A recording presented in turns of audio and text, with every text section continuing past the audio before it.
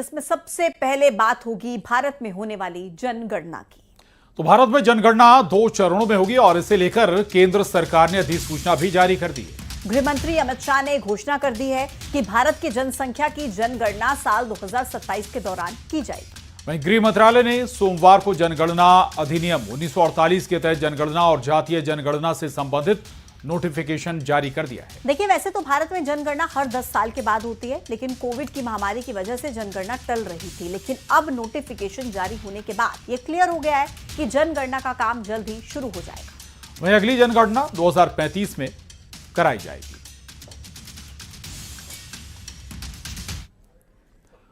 और जनगणना और जाति जनगणना को लेकर आज केंद्र सरकार ने अधिसूचना जारी कर दी। इसी के साथ ही जनगणना की प्रक्रिया आज से शुरू हो गई है।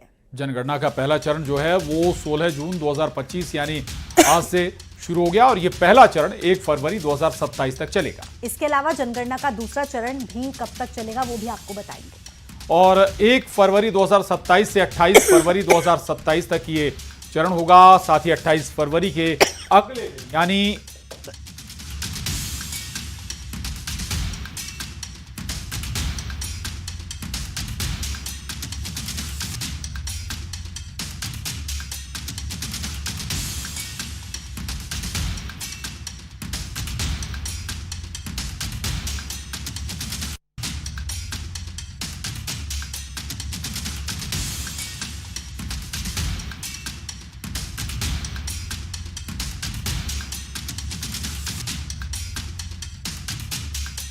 जनगणना की शुरुआत होने जा रही है और पहला चरण 1 फरवरी 2027 तक चलेगा।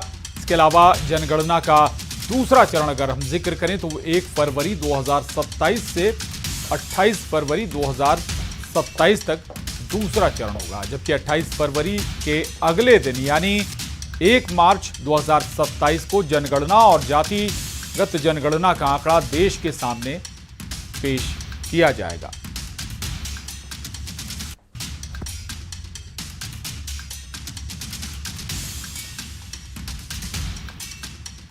तो जनगणना और जाति जनगणना की तारीखों का ऐलान कर दिया गया है। 2 चरणों में ये पूरी होगी।